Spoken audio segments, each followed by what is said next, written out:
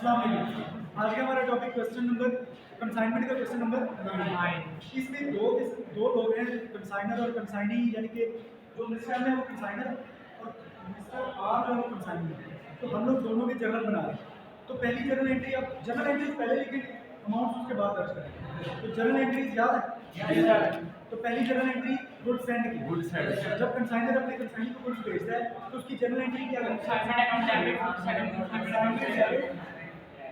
Consignment account debit and goods Saint on consignment account credit.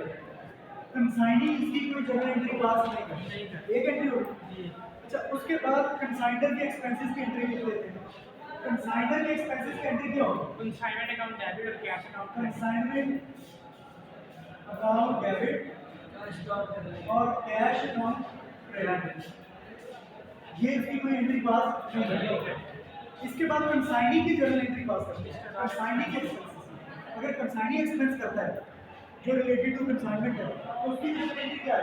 Mister M ये करेगा mister M account debit और cash account credit. Okay, और इस entry को ये भी कवर करेगा इंस्टॉलमेंट अकाउंट डेबिट और mister R credit. Consignment account debit and mister R mister consignee यानी कि मिस्टर आर अकाउंट क्रेडिट। और अब एडवांस। इसके बाद हम लोग एडवांस की एंट्री कर लेते हैं। अगर इसने कोई एडवांस दिया हुआ है इसको तो उसकी जर्नल एंट्री क्या है? ये जब एडवांस देगा mister M account debit and अगर कैश दिया तो कैश क्रेडिट आएगा, अगर कोई बिल दिया तो बिल पेएबल आ जाएगा।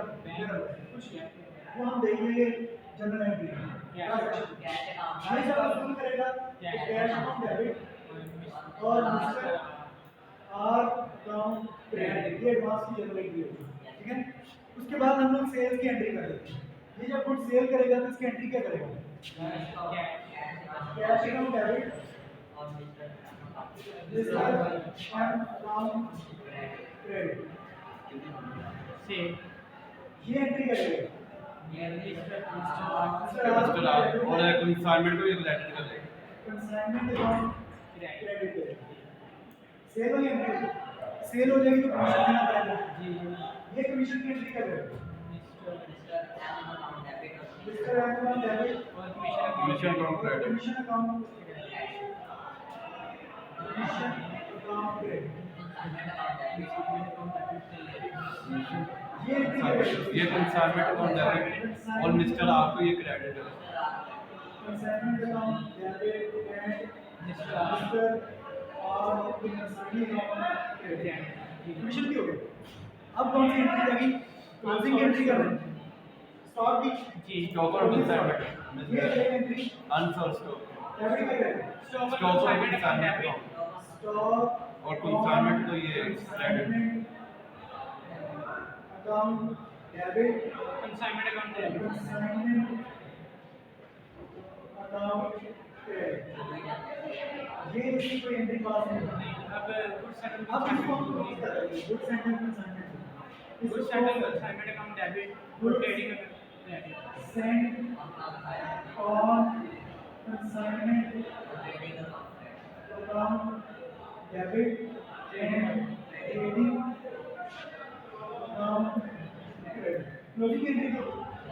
उसके बाद यहाँ पर आ जाएगी प्रॉफिट या लॉस की एंट्री। प्रॉफिट या लॉस की एंट्री इधर आ जाएगी और इधर एंट्री हम लोग करेंगे मिस्टर एम चल रहे हैं, यानी कंसाइनर का जर्नल चल रहा है और ये मिस्टर आर यानी कंसाइनी का जर्नल चल रहा है। एक एंट्री इधर आ जाएगी जो इसके पेमेंट्स वगैरह लेके अपना काम क्लियर करना चाहिए। एक प्रॉफिट या लॉस की एंट्री आ जाएगी, दो एंट्री। उसके नीचे हम लोग बना लेंगे कंसाइनमेंट अकाउंट, कंसाइनमेंट अकाउंट, ये क्रेडिट साइड, ये डेबिट साइड। कंसाइनमेंट अकाउंट बन जाएगा तो उसके नीचे हम लोग यहाँ पर बना लेंगे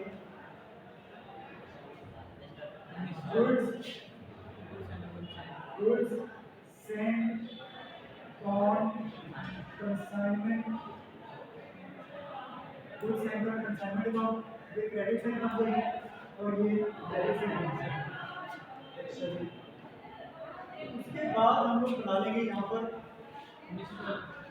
कंसाइनिंग का अकाउंट, यानी कि मिस्टर आर अकाउंट बना लेंगे और उसके बाद मिस्टर एम यानी कि कंसाइनर का अकाउंट बना लेंगे। ये क्रेडिट, ये डेबिट, ये डेबिट साइड इसकी, ये इसकी क्रेडिट साइड। ये सारा काम होता है जो हमें करना है। स्केच बना लिया, इसमें कोई भी क्वेश्चन आप फिल कर सकते हैं, कोई भी क्वेश्चन पूरी कंसाइनमेंट में से आप लिखें, सिर्फ एक एंट्री के अलावा, अगर नॉर्मल लॉस आया तो ठीक है, नॉर्मली अब नॉर्मल लॉस, ठीक है। अभी हमें एक चीज़ चाहिए, हम लोग ऐसा करते हैं कि जो अकाउंट है इसको हम थोड़ा छोटा कर लेते हैं, इसको कर लेते हैं यहाँ पर मिस्टर एम अकाउंट, और ये जो थोड़ी सी जगह हम बचाइए नीचे यहाँ पर वर्किंग नोट्स नोट्स, यानी कि W1 यानी कि स्टॉक ऑन कंसाइनमेंट कैलकुलेट करना, स्टॉक ऑन कंसाइनमेंट यहाँ पे कैलकुलेट करना, ठीक है। अब चलते हैं क्वेश्चन में, क्वेश्चन नंबर 9 जी। सबसे पहले क्या लिखा हुआ है, Mister M in Sialkot consign to Mister R in सवाब। मिस्टर एम सियालकोट में रहते हैं और मिस्टर आर सवाब में। मिस्टर एम ने मिस्टर आर को गुड्स भेजी हैं 200 केसेस ऑफ कैंडल्स, मोमबत्तियों के 200 केसेस, 200 डब्बे भेजे हैं एट ₹300 पर केस, और एक बॉक्स कितने का है, 300 रुपये। अब ये जो चीज़ें भेजी जा रही है इसको कहते हैं गुड्स कंसाइन। अब ये इस एंट्री में दर्ज होगी, यहाँ पर इसकी कैलकुलेशन कर लेंगे, 200 केसेस मल्टीप्लाइड बाय 300 कितना बनता है, 60,000 डेबिट एंड 60,000 क्रेडिट, ठीक है, ओके जी। ये गुड्स एंड हो गई। उसके बाद क्या लिखा हो आगे, उसमें टोटल भी वैसे करके दिया होगा, ये 60,000 लिखा हुआ है। उसके बाद क्या है, पेइंग पेइंग फ्रेट चार्जेस 5,000 5,000, 5,000 रुपये इसके चार्ज खर्चा हो गया। ये किसका खर्चा है, मिस्टर एम के मिस्टर एम ने किया जो चीजें भेज रहे हैं कंसाइनर का, तो ये कंसाइनर के एक्सपेंसेस है, 5,000 डेबिट और 5,000 क्रेडिट, ओके। उसके बाद क्या, and draws a bill on mister R for ₹30,000, और एक बिल ड्रॉ किया मिस्टर आर पे, एडवांस, यानी कि ये एडवांस है, ये एडवांस है 30,000। 30,000 एडवांस वाली एंट्री हमने ये लिखी हुई है, ठीक है। अब ये कैश की शक्ल में एडवांस नहीं ले रहा बल्कि बिल की शक्ल में ले रहा है, बिल, तो हमें यहाँ पर कैश की जगह पे बिल रिसीवेबल और बिल पेएबल लिखना है। यहाँ पर क्या करेंगे, बिल रिसीवेबल, और यहाँ पर आ जाएगा बिल पेएबल, क्योंकि इसके ऊपर बिल ड्रा होगा, ठीक है। 30,000 क्या, 30,000 डेबिट, 30,000 क्रेडिट, ये भी 30,000 डेबिट और 30,000 क्रेडिट, ओके। उसके बाद क्या हुआ, cell 150 cases of this consignment was sold by Mr. R for ₹70,000। 70,000 रुपए के उसने केसेस बेच दिए, तो सेल वाली एंट्री होगी, सेल वाली एंट्री हमने यहाँ पर लिख रखी है, ये 70,000 यहाँ पर ये 70,000 एंड 70,000 सेल्स भी होगी। उसके बाद एंड एक्सपेंसेस ₹6,000 वर इनकर्ड, और 6,000 रुपए खर्चा हुआ किसका, मिस्टर आर का। मिस्टर आर का कंसाइनिंग का एक्सपेंस, ये लिखी हुई है 6,000 यहाँ पर भी 6,000 डेबिट एंड 6,000 क्रेडिट, ओके। उसके बाद mister R is also entitled to a commission of 6% on sales. Commission की एंट्री है वो हमने यहाँ पर लिख रखी है, यहाँ पर इसकी कैलकुलेशन करना है, कितने परसेंट कमीशन, 6%। 6%, तो 6% किसका लेंगे, सेल के सेल्स का सेल्स कितनी है 70,000 70,000 70,000 मल्टीप्लाइड बाय 6 बाय 100 तो 4,200 जी कमीशन बन गया इसका debit and 4,200 he credit commission भी हो गया। उसके बाद और स्टॉक ऑन कंसाइनमेंट अभी पहले देख लें कि ये क्या कह रहा है। Mister R remitted to Mr. M the net amount held for his account by means of a side draft। बाकी रकम तो कह रहे हैं कि मिस्टर आर ने भिजवा दिए तो मिस्टर एम को द नेट अमाउंट हेल्ड, बाकी जो रकम बच गई थी, बाकी जितनी रकम बच गई थी वो उसने भिजवा दी, लेकिन किस तरीके से भिजवाई है? साइड ड्राफ्ट, यानी कि बैंक के थ्रू उसने भिजवाई है। अच्छा अभी एक लाइन रह गई, बाकी रकम कितनी रह गई ये कहाँ से पता चलेगा? ये तो उसने कहा कि नेट अमाउंट भिजवा दी, अब नेट अमाउंट ठीक है साइड वो सेल वाली रकम से कितनी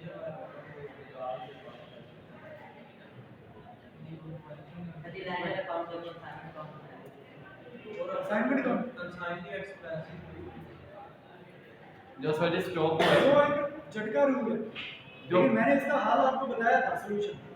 जो आप बता रहे हो वो ठीक है कि सेल वाले पैसे उससे लेने हैं और जो पैसे उसको देने हैं वो माइनस कर दो, मतलब सेल कितनी की थी उसने 70,000 में उसमें से देने कौन कौन से?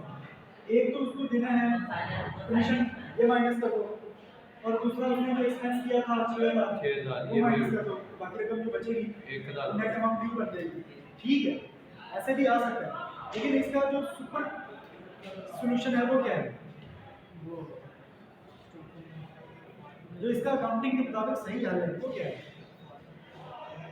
प्रोपोजिशन उसका अकाउंट लेजर अकाउंट बनाएंगे, उसका जो बैलेंस शीट निकलेगा हाँ जी वो उसकी नेट अमाउंट ड्यू होगी, उसके लेजर अकाउंट से पता चलेगा। अच्छा आगे चलें, शो दी लेजर अकाउंट से तब उसको आगे तो बस रिक्वायरमेंट ही लिखी है, काम खत्म हो गया। रिक्वायरमेंट क्या है वो आप ऐसा स्टॉक हुआ है वो भी लिखना अब वही उसी तरफ ही आ रहा है कि सारी एंट्रीज तो हो गई, लेकिन आपने अगर प्रॉफिट या लॉस मालूम करना है तो उसके लिए क्लोजिंग स्टॉक का होना जरूरी है क्लोजिंग स्टॉक मतलब कैलकुलेट करना जरूरी है। उसने कितने केसेस भिजवाए थे? 200। सेल कितने हुए थे? 150 150। यस तो बाकी कितने बच गए? 50 50 केसेस बाकी हैं, तो उनकी हमें वैल्यू कैलकुलेट करना पड़ेगा, उसकी हमें जनरल एंट्री पास करनी है, उसके बगैर प्रॉफिट ठीक नहीं आ रही है। ये क्लोजिंग स्टॉक का कहीं जिक्र है क्वेश्चन में, कोई जिक्र नहीं है, लेकिन आपको पता होना चाहिए कि केसेस भेजे कितने थे और केसेस सेल कितने हुए। सेल कितना अगर तो क्लोजिंग स्टॉक वहाँ पे है तो उसकी कैलकुलेशन लाजमी करो, क्योंकि उसके बगैर प्रॉफिट ठीक नहीं आता है, ये बात अच्छी तरह याद रखो। ओके तो 50 केसेस रह गए, उनकी कैलकुलेशन करेंगे। स्टॉक कॉस्ट ऑफ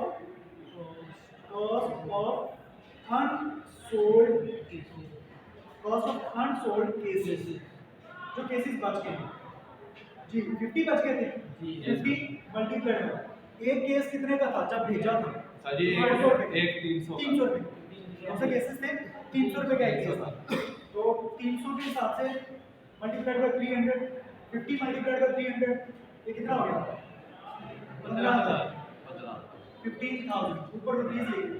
ओके ये आपकी कॉस्ट आ गई, अब क्या करना है? हाँ तो क्या ऐड करें? प्रोपोजिशन ऑफ डायरेक्ट एक्सपेंस फिर proportion add proportion of direct expense of direct expenses. अब कंसाइनर वाले तो सारे डायरेक्ट होते हैं, जी ये 5,000 ये तो डायरेक्ट है। अब कंसाइनी वाले को हमें देखना पड़ेगा डायरेक्ट है या इनडायरेक्ट। इंटरैक्ट अब कंसाइनी के एक्सपेंसेस के साथ कुछ डिटेल लिखी थी कि ये फ्रेट है या इंश्योरेंस है या क्या है, कुछ लिखा था ऐसा? बस यही लिखा था कि कंसाइनी का इतना खर्चा होगा, डिटेल तो लिखी नहीं। इसका मतलब क्या है कि वो कौन से हैं? वो इंडायरेक्ट, उनको फिर छोड़ दो, उनको हम यहाँ पर नहीं लेके आए, ठीक है? हमें क्योंकि यहाँ पर चाहिए प्रोपोर्शन ऑफ डायरेक्ट एक्सपेंसेस। अगर कंसाइनी के एक्सपेंसेस की कोई डिटेल नहीं दी हुई तो हमें नहीं पता चलेगा कि वो डायरेक्ट है या इनडायरेक्ट, हम उनको इनडायरेक्ट समझ के छोड़ देंगे। इसका मतलब है कि डायरेक्ट सिर्फ कंसाइनर वाली रहेगी 5,000, तो हम क्या करेंगे 5,000 divided by units Saint on consignment, 200 भेजे थे मल्टीप्लाइड बाय अनसोल्ड यूनिट कितने रहेंगे 50। 50 करेंगे इसको सॉल्व कितना बना 5000 25 1250 1250 ठीक है। तो 15000 और 1250 कितने हो गए 16250 ये है वैल्यू ऑफ अनसोल्ड स्टॉक। ये हमारा आ गया स्टॉक ऑन कंसाइनमेंट।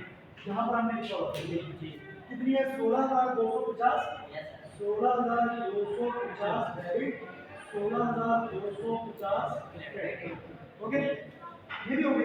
अब रह गया ये गुड सेंटर कंसाइनमेंट की वैल्यू पर ये वहां से ही आएगी कितनी पड़ती 60000। ये हमने 60000 को क्लोज कर दिया। यहाँ पर भी 60000 डेबिट 60000 ही क्रेडिट। ये भी हो गई एंट्री।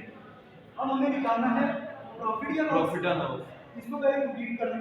कंसाइनमेंट अकाउंट बना लें। तो कंसाइनमेंट जहां डेबिट है वो डेबिट लिख देते हैं, जहां पे क्रेडिट है वो क्रेडिट। पहली एंट्री में कंसाइनमेंट डेबिट है तो 60000 डेबिट साइड पे आ गया। Reference goods Saint on consignment. दूसरी एंट्री में कंसाइनमेंट भी डेबिट हो रहा है तो उसकी वैल्यू डेबिट साइड पे और रेफरेंस कैश अकाउंट और ये ब्रैकेट में लिख देंगे एक्सपेंसेस कंसाइनमेंट के एक्सपेंसेस। थर्ड एंट्री में कंसाइनमेंट डेबिट हो रहा है डेबिट साइड पे आ गया 6000 रेफरेंस है मिस्टर आर और ब्रैकेट में बता देंगे कि ये उसके एक्सपेंसेस। नेक्स्ट एंट्री में कंसाइनमेंट नहीं है कोड पे।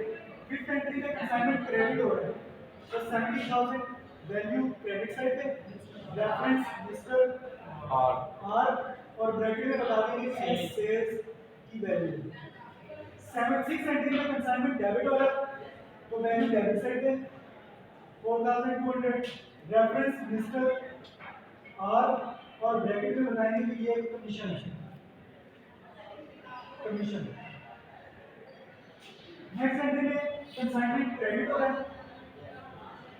वैल्यू इसकी 16250 क्रेडिट साइड पे आ गई। रेफरेंस आ गया स्टॉक ऑन कंसाइनमेंट अकाउंट।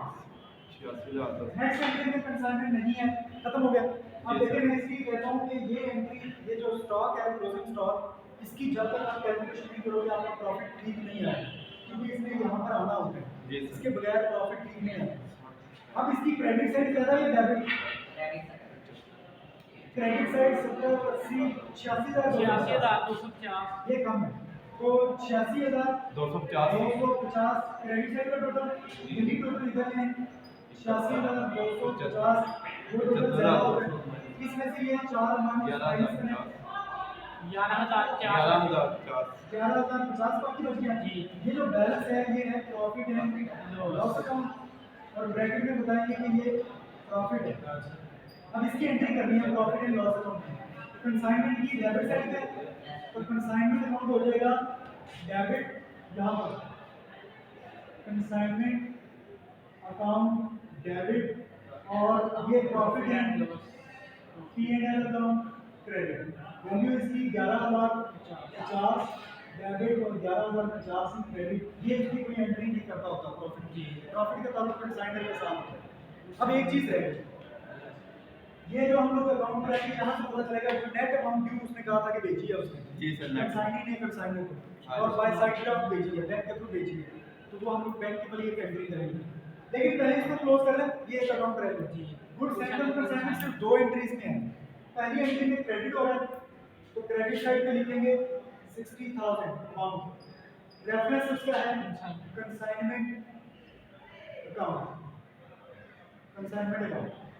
और इस एंट्री में consignment good central consignment debit होगा same value 60000 reference trading account और इसका भी टोटल कर दें। इसकी दोनों साइड्स ऑलरेडी इक्वल है 60000 डेबिट एंड 60000 क्रेडिट ये भी क्लोज हो गया। अब ये अकाउंट रहेगा मिस्टर आर का। मिस्टर आर का अकाउंट हमें बनाएंगे तो मिस्टर एम की बुक से बनाएंगे।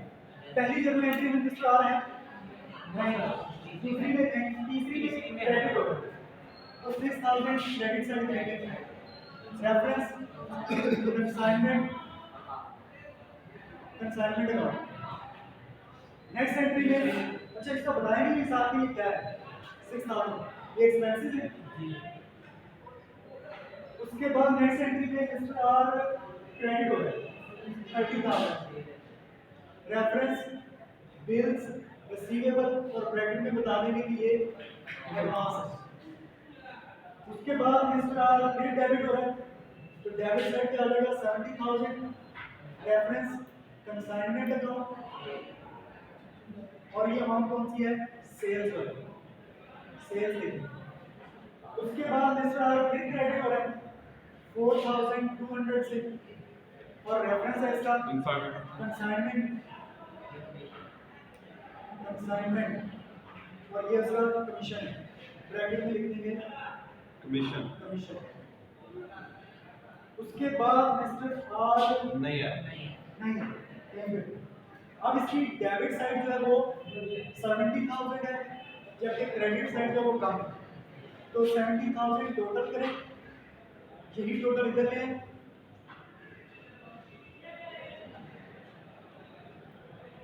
29,800 70,000 और इसमें से ये 1 2 3 अमाउंट माइनस करें बाकी 29,800 बचे 29,800 बच गया। जी। ये है वो नेट अमाउंट यहाँ से आपको पता चलेगा ठीक है और ये अमाउंट उसने बाय साइड में आप इसको भिजवा भिजवा दी दी। तो इसको हम क्या लिखेंगे bank account okay bank account. अब इसकी जर्नल एंट्री पास करें ये जो उसने अमाउंट भिजवाई ये मिस्टर आर की क्रेडिट साइड पे है बैंक ये डेबिट तो जब इधर आएंगे तो ये डेबिट आ जाएगा मिस्टर बैंक ये बैंक अकाउंट डेबिट और mister R credit mister R account credit इसमें वो पैसे भिजवाए हैं ये क्या करेगा मिस्टर एम अकाउंट डेबिट और बैंक अकाउंट क्रेडिट 29,800 डेबिट है 29,800 ही क्रेडिट इधर भी डेबिट 29,800 और क्रेडिट 29,800 ये पैसे भिजवाने हैं इसमें वसूल करेंगे। अब ये अकाउंट रह गया इस मिस्टर एम का अकाउंट मिस्टर आर की बुक से बनेगा जी। मिस्टर एम यहाँ पर डेबिट हो रहा है 6,000 डेबिट रेफरेंस कैश ब्रैकेट में एक्सपेंसेस। नेक्स्ट एंट्री में मिस्टर एम फिर डेबिट हो रहा है 30,000 रेफरेंस बिल्स पेएबल ब्रैकेट में एडवांस। उसके बाद मिस्टर एम क्रेडिट हो रहा है 70,000 रेफरेंस कैश अकाउंट ब्रैकेट में सेल्स। उसके बाद मिस्टर एम डेबिट हो रहा है 4,200 रेफरेंस कमीशन और इसकी कोई ब्रैकेट लगाने की जरूरत नहीं है। उसके बाद इसका टोटल करेंगे इसका टोटल क्रेडिट साइड का ज्यादा आ रहा है ये उसको और चलते हैं 70,000 सेम 70,000 में से ये 3 माइनस करें 29,800 और यहाँ पर बैंक अकाउंट सेम अमाउंट आएगी सेम और रेफरेंस भी सेम आएगी ठीक है। ये एंट्री पास हो चुकी थी लेकिन मिस्टर एम अकाउंट की डेबिट साइड क्या है यहाँ पर क्या है क्रेडिट और मिस्टर एम का इसकी एंट्री पास कर चुके हैं ठीक है जी सर। अब ये सारा काम आपने करना है क्वेश्चन नंबर नेक्स्ट में नंबर 10 ठीक है। इसमें भी क्वेश्चन आया था पूछे मैंने हर सवाल को कंप्लीट किया है हालांकि पेपर में अगर ये सवाल आता है तो आपने उसकी रिक्वायरमेंट को लेकर चलना है। पेपर में उसमें आपसे मिस्टर एम का जनरल पूछा हुआ है और इसी के लेजर राउंड पूछे हुए हैं 1 2 और 3 ठीक है। लेकिन हम लोग पूरा कर रहे हैं ताकि हर क्वेश्चन में आपकी रिविजन होती है कहीं पेपर में पूरा क्वेश्चन आ गया तो आपको फिर प्रॉब्लम ना अगर आ गया क्योंकि हमने एक भी क्वेश्चन जो है वो मिस नहीं करना जी सर। ठीक है जी। अल्लाह हाफिज़।